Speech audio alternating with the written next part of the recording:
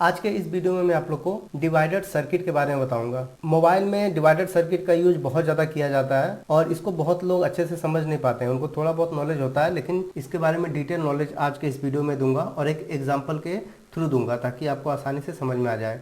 ये जो रेड पट्टी ऊपर आपको दिख रहा है, इसको आप नदी मान के चलिए कि ये एक नदी है और यहाँ पे ये गाँव है। इसको गाँव मान लीजिए, इसको गाँव मान लीजिए। अब यहाँ पे 180 लोग रहते हैं इस गांव में और इस गांव में 250 लोग रहते हैं।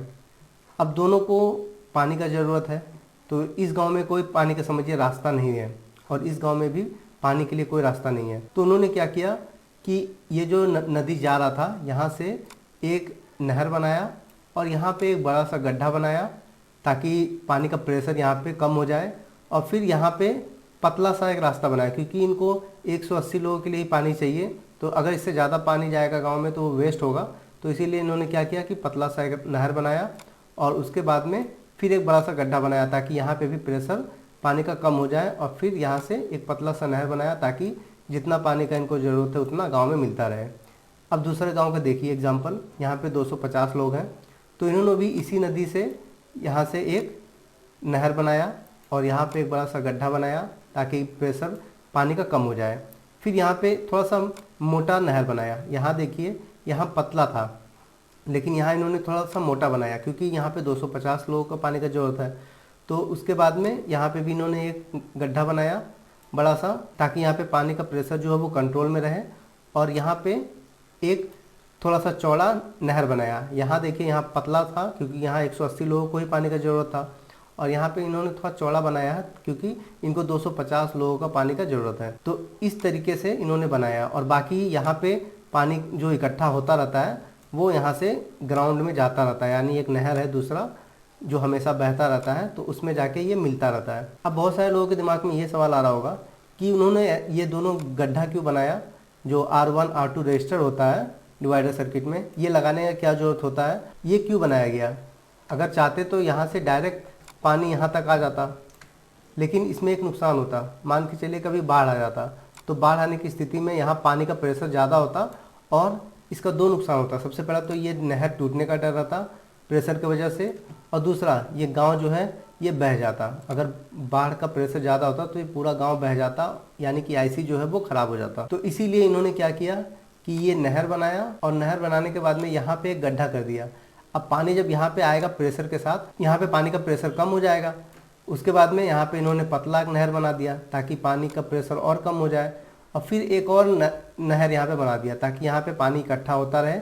अब उसका कोई प्रेशर ही नहीं रहेगा क्योंकि पानी जो है, पानी का प्रेशर ज़्यादा यहाँ पे था, फिर पानी का प्रेशर यहाँ कम किया गया, फिर यहाँ से थोड़ा थोड़ा पानी आ रहा है और वो भी इकट्ठा हो रहा है, तो यहाँ पे पानी का प्रेशर बिल्कुल नहीं है। अब यहाँ से इनको जितना पानी का ज़रूरत है उतना यहाँ पे वो अपना यूज कर रहे हैं, और बाकी यहाँ पे जो पानी इकट्ठा होता जा रहा है क्योंकि पानी हमेशा आता जा रहा है, और पानी ओवरफ्लो ना हो जाए। कभी ऐसा ना हो कि पानी यहाँ पे बहुत ज़्यादा इकट्ठा हो जाए और ओवरफ्लो होने लगे, यानी कि बाहर निकलने लगे।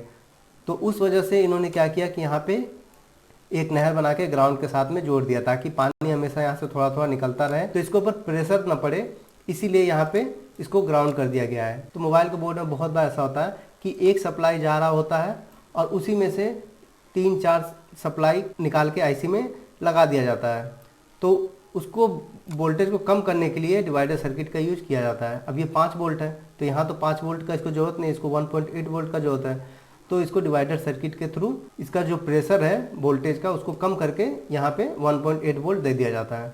इसी तरह से 2.5 वोल्ट यहाँ चाहिए, तो यहाँ 5 वोल्ट है, तो इसको भी डिवाइडर सर्किट के थ्रू यहाँ पे कम करके दिया जाता है। अब यहाँ पे 5 वोल्ट आता है, उसके बाद में यहाँ पे रजिस्टर 1 लगा होता है, ये प्रेशर को कम कर देता है। फिर ये यहाँ से रजिस्टर 2 में आता है, और रजिस्टर 2 जो है, तो डिवाइडर सर्किट भी इसी तरह से होता है। यहाँ पे देखिए 5 वोल्ट यहाँ पे इन होता है, बी बस लिखा हुआ है। बी बस मतलब कि जो चार्जर का लाइन से जो 5 वोल्ट आता है उसको बी बस बोलते हैं। तो यहाँ पे बी बस का लाइन यहाँ पे 5 वोल्ट आता है, और यहाँ से देखिए एक रजिस्टर लगा हुआ है, तो पहला रजिस्टर मान के चलिए कि ये है, तो ये क्या करेगा, इसके प्रेशर को कम कर देगा।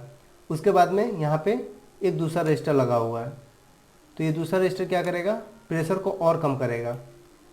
उसके बाद में जो एक्स्ट्रा होगा वो ग्राउंड में जाता रहेगा। ताकि कभी भी यहाँ पे लीकेज ना होने पाए, कभी भी ये ख़राब ना हो। क्योंकि अगर बहुत ज़्यादा यहाँ पे वोल्टेज इकट्ठा होता रहेगा, इसके ऊपर अगर बहुत ज़्यादा प्रेशर पड़ेगा तो ये रजिस्टर ख़राब हो जाएगा। तो इसके ऊपर प्रेशर ना पड़े, इसीलिए यहाँ पे इसको ग्राउंड कर दिया गया है, ताकि वोल्टेज आता रहे और यहाँ पे एक्स्ट्रा जो है वो ग्राउंड होता रहे और इसके ऊपर कोई भी एक्स्ट्रा प्रेशर ना पड़े, तो अपना काम ये करता रहेगा। अगर मान के चलिए यहाँ पे ग्राउंड नहीं होता, यहाँ से वोल्टेज आता, यहाँ से कम होकर फिर इसमें आता, तो बार बार ऐसा होने की वजह से इसके ऊपर बहुत ज़्यादा प्रेशर पड़ता, तो ये रजिस्टर ख़राब हो जाता, बार बार ख़राब होता।